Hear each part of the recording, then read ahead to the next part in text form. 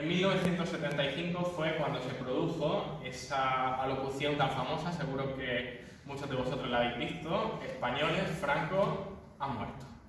Cuando eso ocurrió y Franco moría en 1975, se abría un momento de incertidumbre en España, no sabíamos qué iba a ocurrir, y fue precisamente a través de las Cortes Constituyentes. Las Cortes Constituyentes, para que todo el mundo lo entienda, es votar a los diputados que están mandatados para hacer una constitución. Bien, esas Cortes Constituyentes del 77, en las que ganó la UCD, permitieron crear entre diferentes personas, de diferentes partidos políticos, el texto constitucional, el anteproyecto de ley que se aprobó en las Cortes, en el Congreso de los Diputados, en 1978. Y ese texto después se sometió a un referéndum por parte de los españoles y más del 80% votó a favor. Por lo tanto, es ahí cuando se instaura la Constitución en nuestro país y podemos decir que verdaderamente tenemos ese texto constitucional. Por algo que nos va a introducir a lo que vamos a hacer después, a lo que vamos a leer, a lo que vamos a estudiar, a lo que vamos a aprender. En este caso, algunos juristas incluso dicen que el preámbulo de la Constitución española es un poco utópico, porque tenemos los grandes rasgos, las grandes líneas, pero luego eso, ¿cómo se sustancia en la realidad? Pues se sustancia con una declaración de intenciones. En este caso, el preámbulo habla del respeto a los derechos humanos y a la consagración del Estado de Derecho y condena. Cuando hablamos de la España franquista y la homosexualidad, no podemos desligar estos tres conceptos con los que he pretendido resumir lo que ocurría en este tiempo. En primer lugar, una violencia expresa contra las personas homosexuales, una represión absoluta, el ostracismo, es decir, apartarlos de la sociedad, no solamente no incluirlos, sino procurar que esas personas estén marginadas de cualquier espacio de sociedad que tenga que ver con el desarrollo de los derechos ciudadanos básicos. Y la condena, una condena pública, una condena civil y una condena penal. Y vamos a ver eso a través de tres puntos. Yo os voy a hacer una pregunta. ¿Vosotros sabéis si en el franquismo España tenía una constitución? ¿Alguien lo sabe? ¿Vosotros creéis que había constitución o no? No. Había, pero estaba alterada a favor, creo, de la dictadura. Es algo así. Para concretarlo, muchas gracias por la respuesta. En el franquismo no había una constitución en estricto sentido, había lo que se llamaron las leyes fundamentales. Las leyes fundamentales eran 8 leyes que lo que hacían fundamentalmente era dar todo el poder al jefe del Estado, que en ese caso era Franco. Así que lo que hizo la dictadura franquista fue concentrar todos los poderes en la figura del dictador. No necesitaron constitución, se valieron de 8 leyes, de 8 puntos troncales con los que poder desarrollar. Bien, el franquismo hizo algo que me parece particularmente interesante. Mira, durante el gobierno de la República, en el año 33, había una ley que se llamaba la Ley de Vagos y Maleantes. No sé si habéis escuchado hablar alguna vez de esa ley. Sí. Bien, esa ley lo que hacía era penar a vagabundos, nómadas, proxenetas y otros comportamientos antisociales que se pudieran producir en la sociedad. Y el franquismo, en 1954, dijo: vamos a utilizar esta ley. La volvieron a traer y lo que hicieron fue cambiarla. Y la cambiaron en función de un precepto moral que me parece muy importante. Escuchad bien, antes de cambiar esa ley, en el cabezado, dijeron: la producción de hechos que ofenden a la sana moral de nuestro país por el agravio que causan al tradicional acervo de nuestras costumbres, fielmente mantenido en la sociedad española, justifican la adopción de medidas para evitar su difusión. Toda esta palabrería lo que quería decir es que todo aquello que ofenda a la moral, ya sabéis cuál era la moral del régimen. ¿En qué se basaba la moral del régimen? ¿En qué moral se basaba? A ver. ¿Cómo? La religión. Efectivamente, se basaba en la religión, en el catolicismo entendido en un sentido muy estricto. Entonces, todo aquello que saliera de lo que ellos entendían, la interpretación del catolicismo, estaba condenado. ¿Y cuál fue esta modificación que se produjo? Pues bien, lo que decía la ley, y es un poco contundente, es severo, es a los homosexuales, rufianes y proxenetas, a los mendigos profesionales y a los que vivan en la mendicidad ajena, exploten a menores de edad, enfermos o lisiados, se les aplicarán para que cumplan todas las medidas siguientes. Los homosexuales sometidos a esta medida de seguridad deberán ser internados en instituciones especiales y en todo caso con absoluta separación de los demás. Prohibición de residir en determinado lugar o territorio y obligación de declarar su domicilio y, por último, sumisión a la vigilancia de los delegados. Es decir, dijeron que los homosexuales, igual que los proxenetas, es decir, las personas que abusan de las mujeres en el marco de la prostitución, que los mendigos, que los enfermos, que los lisiados, que todas aquellas personas que no interesaban al sistema, que no interesaban a la sociedad franquista, que pretendían que estuviesen apartados de la ciudadanía, del ejercicio normal de la ciudadanía, tenían que ser condenados, perseguidos, declarar su domicilio y que además estuvieran vigilados para que no reprodujeran esos comportamientos. Y en el año 1970, en el que seguramente alguno de vuestros padres ya viviría, el franquismo, no contento con eso, dijo: vamos a ampliar la ley todavía más. Y lo que hicieron fue sustituirla por otra que llamaron la Ley sobre Peligrosidad y Rehabilitación Social, en términos bastante parecidos, pero incluía penas de hasta 5 años de cárcel en cárceles o en manicomios. Es decir, era instaurar que las personas homosexuales eran personas enfermas, locas, y que por lo tanto tenían que estar encarcelados o en manicomio para poder curarse. Y decía la ley que era el espacio donde ellos se rehabilitarían. Como veis, el franquismo no habla de reinserción, que es un concepto del ordenamiento jurídico constitucional. Nuestro ordenamiento jurídico constitucional dice que cuando alguien cumple una pena, esta pena tiene que favorecer la reinserción, es decir, que pueda volver a la sociedad. Ellos, aun en su pensamiento de que los homosexuales eran la normalidad mayor, no pretendían reinsertarlos en la sociedad, lo que querían era curarlos, curar su enfermedad y que siguieran viviendo completamente apartados. Y para ello, ¿sabéis lo que hicieron? Pues lo que hicieron fue lo siguiente. La primera imagen es de una película, pero la segunda es una imagen real. ¿Alguien sabe lo que es la aversión? Lo que significa el término aversión. Cuando tenemos aversión a algo, ¿sabéis lo que significa? ¿Sí? Que lo rechazas, o sea, que te repele. Exacto. La aversión es algo que rechazas y que repeles. Es algo que repudias. Y de eso se trataban las técnicas de aversión que ponía en marcha el franquismo. Usaba la reparación, la justicia, la verdad, la memoria en relación con las víctimas.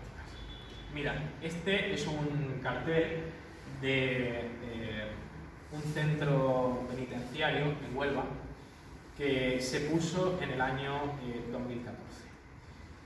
Antes de leer el cartel, que hablaba sobre precisamente esas personas que habían sufrido, os tengo que contar una cosa que seguramente os sorprenda. Esas leyes, la ley que os decía antes de peligrosidad social del franquismo, fue anulada definitivamente, ¿sabéis en qué año? En 2006, ¿no? Bueno, la ley de la peligrosidad social fue en el 95, cuando fue definitivamente anulada. Evidentemente, durante la democracia no se metió a nadie a la cárcel por ser homosexual, pero habla de cómo estábamos como sociedad todavía vinculados al pasado, todavía con miedo de dar pasos hacia adelante, a la hora de no haberla anulado hasta el año 1995. España decía: vamos a caminar en democracia, vamos a caminar en constitucionalismo, no vamos a aplicar estas leyes, pero claro, si las borramos podemos confrontar con las personas que vienen del régimen. Lo que se está produciendo es un cambio entre dos regímenes completamente distintos. Tenéis que entender que España se acostó franquista un día y se levantó democrático al siguiente. Y no hubo un clic que se le hizo en la mente a todo el mundo que dijeron: ahora estamos bien con la dictadura y ahora estamos bien con la democracia. Hay toda una serie de personas que evidentemente tenían ciertas vinculaciones ideológicas e incluso personales con la dictadura, y hacer un proceso que acabara incluyendo al conjunto de los españoles llevó mucho tiempo.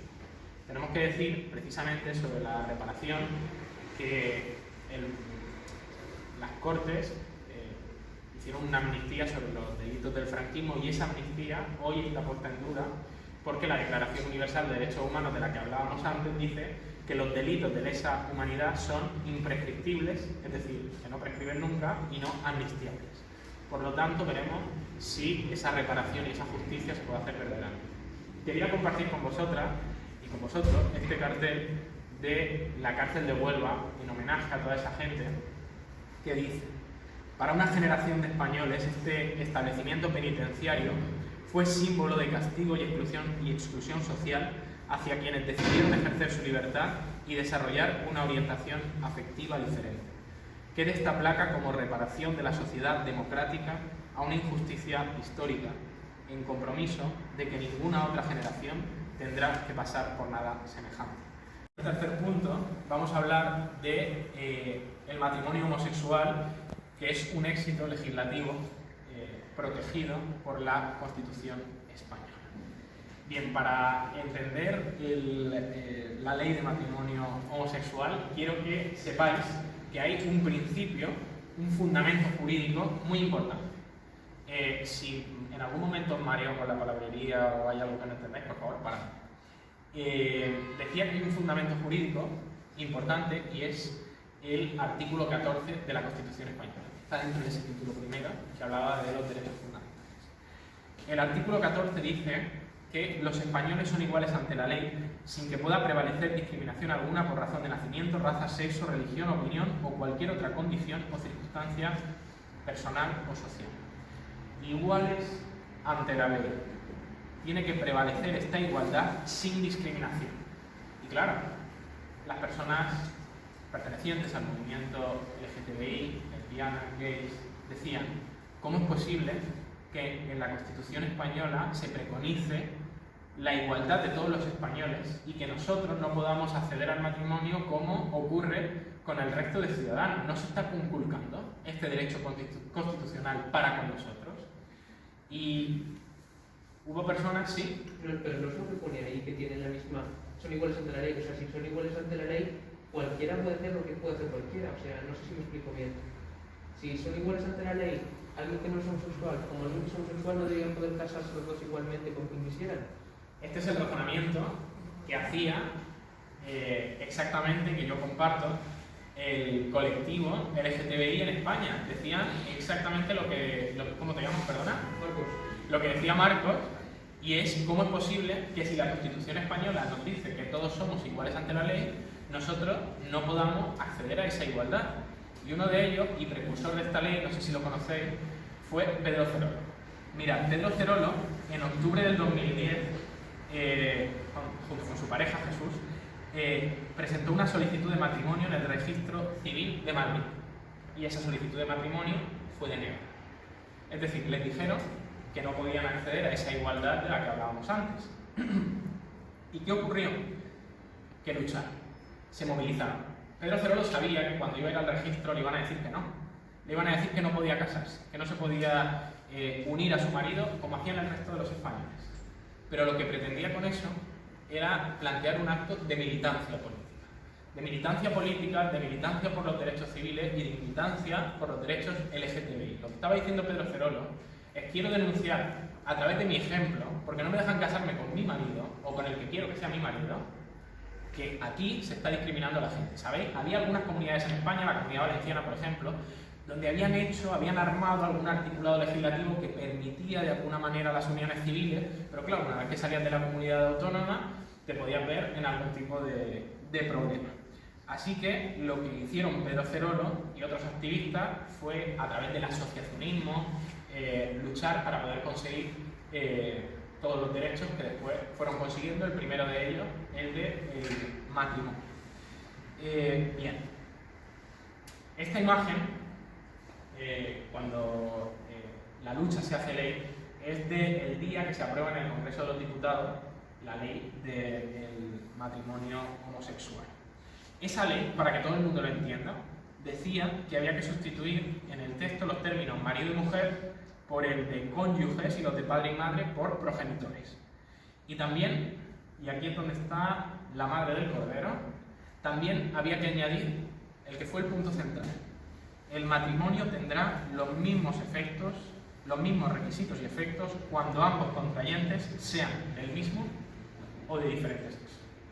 Es decir, esta ley lo que decía es lo mismo que decía Marcos, que el matrimonio tendrá el mismo efecto, es decir, el matrimonio implica una serie de derechos, pero también una serie de obligaciones, y que estos derechos y estas obligaciones serían también reconocidas para las personas homosexuales.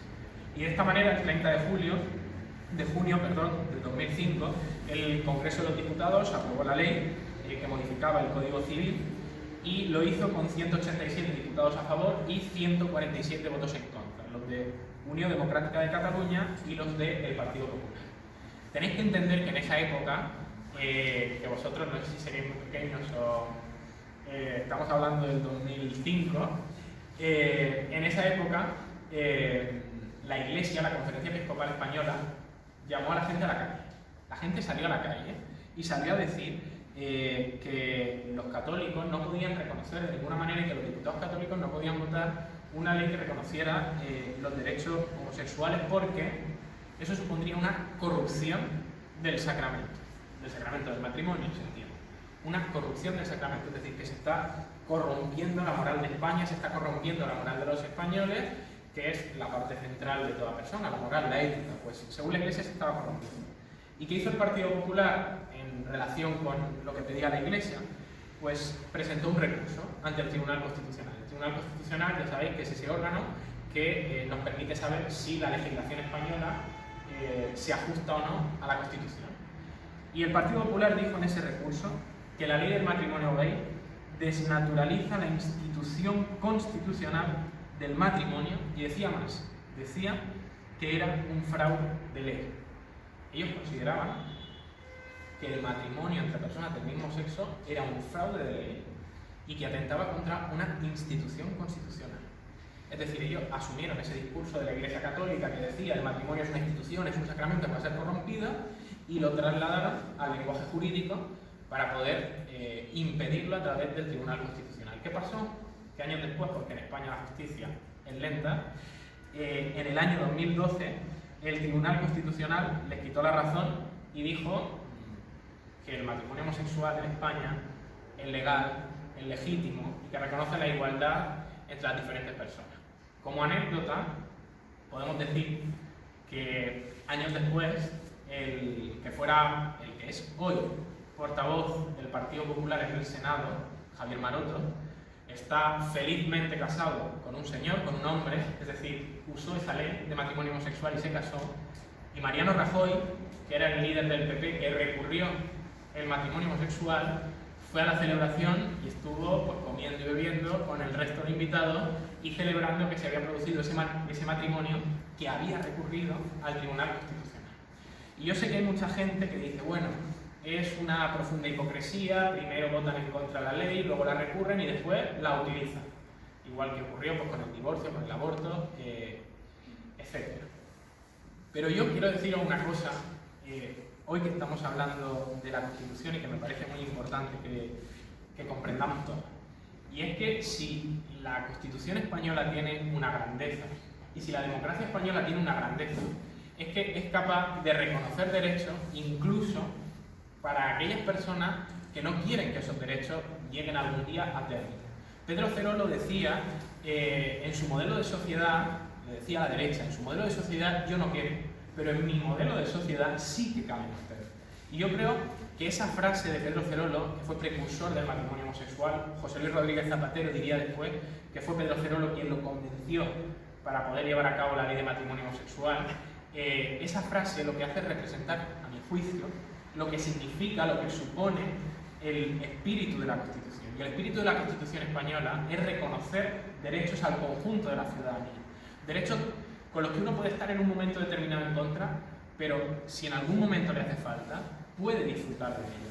Y de eso trata la Constitución, de hacer que los españoles puedan sentirse libres, reconocidos, representados, iguales entre ellos y ante la ley, en derechos y en obligaciones. Y este espíritu legislativo fue el que llevó a lo que vamos a ver ahora, y que tiene que ver con lo que yo he llamado la revolución de la igualdad. Lo que hizo el Partido Socialista en ese momento con los grupos de la Cámara que lo apoyaron es usar una ley para intentar desarrollar a través del marco legislativo toda una serie de leyes que permitieran desarrollar esa igualdad efectiva de la que antes estábamos hablando. Por cierto, esa ley también fue recurrida al Tribunal Constitucional por el Partido Popular y evidentemente también peligra. Esa ley estaba fundada, y volvemos al tema del día, en varios artículos de la Constitución, pero uno de ellos es el artículo 9 de la Constitución, que dice que corresponde a los poderes públicos promover las condiciones para que la libertad y la igualdad del individuo y de los grupos que se integran sean reales y efectivas, remover los obstáculos que impidan o dificulten su plenitud. Dice algo más, pero lo que nos interesa es esto. Vamos a ver. Hablamos de igualdad efectiva entre los ciudadanos, de libertad, y de que esto tiene que ser real. Por lo tanto, si la Constitución nos estaba diciendo antes con el artículo 14 que tenemos que ser todos iguales, y nos está diciendo en el artículo 9 que tenemos que ser todos iguales, ¿por qué siguen existiendo impedimentos para que los derechos de la gente puedan seguir llegando? Pues bien, lo que hace esta ley, tengo que deciros, es algo que desde el 78, es decir, desde la Constitución, no se había hecho, que es coger ese marco de derechos fundamentales que tenemos en la Constitución y ponernos a desarrollarlo. Aquí se trataba de ponerse el mono de trabajo y de decir, hemos puesto en la Constitución que somos iguales, hemos puesto en la Constitución que tenemos las mismas libertades, que tenemos los mismos derechos, pero ahora tenemos que ponerlo en la ley, porque la Constitución es el marco, decíamos, es el principio rector, es lo que anima, pero lo que hay que cumplir es la ley. Y esa ley lo que hizo, entre otras cosas, la ley 3/2007, fue la ley de identidad de género, y lo que determinó fue que toda persona de nacionalidad española, mayor de edad y con capacidad suficiente para ello, podrá solicitar la rectificación de la mención registral de sexo. Puede parecer un poco farragoso, pero para que todos nos entendamos, ¿sí, Marco? O sea, bueno, no, A ver, adelante. No, perdón. Lo que decía es que la mención registral es, cuando tú vas al registro civil, en esa época, podías registrarte como hombre o mujer. Y lo hacía en función del sexo con el que habías nacido. ¿Qué pasa? Que las personas, hablamos del movimiento LGTBI, y las personas transexuales decían, pero vamos a ver, si está diciéndome la Constitución que somos iguales y que nosotros podemos reconocernos y que defienden el reconocimiento de nuestra identidad, ¿cómo es posible que no haya una ley que nos permita registrarnos con el sexo sentido? Y bueno, hubo una oposición furibunda en este país contra todo eso, pero también se consiguió. Y a partir de entonces, la mención registral, es decir, cuando tú vas al registro civil, puedes cambiar de sexo para poder identificarte con aquello que eres realmente. Y en este sentido quería hablaros de una persona que no sé si conocéis, que se llama Carla Antonelli. Carla Antonelli es o fue la primera diputada transexual en España, ¿vale? En la Comunidad de Madrid.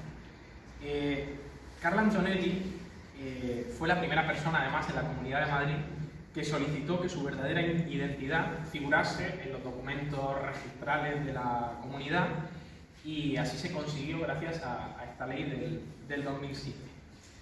Y una vez que hizo esto, fue elegida diputada, como os decía, en la Asamblea de Madrid, y es un referente en la medida en que, como os decía, fue la primera diputada transexual en España.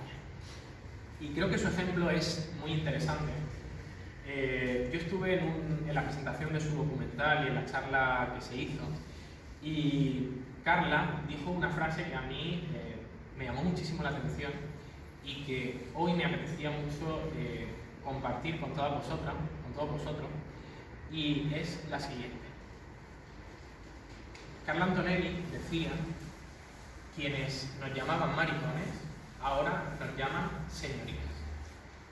Yo creo que seguramente esta frase, este precepto, esta declaración de intención, si queréis, representa perfectamente lo que significa la victoria de la Constitución y de los principios y valores del derecho fundamental que se reconoce en la democracia española. Lo que estamos diciendo, y lo que dice ella, quienes nos llamaban maricones ahora nos llaman señoría, es que esa España franquista que señalaba a las personas transexuales, que señalaba a los homosexuales, que los llevaba a las cárceles, que les ponía electrodos, que les aplicaba electroshock, todas esas personas y todos sus herederos, los herederos del franquismo que siguieron en la democracia oponiéndose absolutamente a todo, condenando y persiguiendo a las personas diferentes. Todos esos que les llamaban y les gritaban maricones, que les insultaban, que los perseguían, que hicieron todo lo posible para que no pudieran desarrollar ni su identidad ni la igualdad efectiva con el resto de los ciudadanos. Todos esos que entonces les dijeron maricones, hoy en nuestra democracia y gracias a nuestra Constitución, pero sobre todo a las leyes que se han hecho por parte de la sociedad civil, a través de los movimientos civiles, de los movimientos asociativos y de los partidos políticos que han representado estos movimientos, que todo eso ha conseguido que a esas personas hoy se las llame señorías, que cuando ella estaba en la Asamblea de Madrid le decían señoría, tiene usted la palabra. Y Carla reconocía que cuando ella salió de Canarias, de donde era originaria, y llegó a Madrid, que tuvo que trabajar bailando en la noche, poniendo copas, que vio a muchas personas transexuales que incluso se dedicaban a la prostitución, que eran perseguidas, que vivían en un sufrimiento permanente porque no eran reconocidas, que creían que nunca, nunca, jamás iban a poder volver a sus pueblos porque la gente no iba a poder reconocerlas, los iba a mirar mal, que sentían que tenían que huir permanentemente. De hecho, incluso ella contaba que un día se asomó a un balcón casi pensando en tirarse porque sentía que la sociedad no la reconocía, que la rechazaba, que la humillaba. Y finalmente decidió nacer y decidió luchar. Y toda esa lucha, y con eso quiero, a través de eso quiero brindaros esta imagen, todas esas luchas empezaron por gente anónima que fue reivindicando una España completamente diferente. Esta foto es de la primera manifestación del orgullo gay. Bueno, en ese momento no se llamaba ni siquiera el orgullo gay, era la manifestación a favor de los derechos de las personas homosexuales, gays, lesbianas, y lo que hacía en este año, 1977, era reivindicar esos derechos que aún no habían llegado, aún no había llegado la Constitución. Fue al año siguiente. Esa manifestación era ilegal. Lo que defendían era ilegal en esa época. La grandeza de una nación, la grandeza de un país, y lo que al final reconoce nuestra Constitución a través de todo ello, es que los ciudadanos siempre van por delante de la ley. Y en nuestro país es verdad que las personas lesbianas, gays, transexuales, bisexuales, intersexuales, todos ellos estuvieron sometidos, estuvieron perseguidos, pero fueron valientes, lucharon, no se resignaron, salieron a las calles, siguieron diciendo que ni se les silenciaba, ni se les borraba, ni se les sometía al ostracismo. Decían que estaban de pie, que estaban dispuestos a luchar, a dar la cara, a gritar, a seguir adelante. Y lo hicieron porque creían profundamente en lo que después reconocimos todos los españoles, en que la igualdad era irrenunciable, en que la identidad es un derecho de todos los españoles. Así que, a través de esa lucha, en función de ella, y para hacer honor a todas esas personas, he querido hoy estar aquí, para deciros que son muchos los que se han quedado por el camino, pero que nuestra democracia sigue teniendo la necesidad de ensancharse, y que sois vosotros, las nuevas generaciones, las que tenéis que venir con más fuerza que nunca a decir que una España más próspera es posible, que podéis seguir conquistando derechos, que podéis seguir conquistando horizontes, y que la igualdad, la identidad y la defensa de todas las personas que han hecho grande a nuestra nación a través de su esfuerzo y de su lucha por la libertad, consiguieron que todas las reivindicaciones merecieran la pena, y estoy convencido de que vosotros seguiréis luchando para que cada lucha, cada batalla que merezca la pena pueda convertirse finalmente en una realidad. Muchísimas gracias.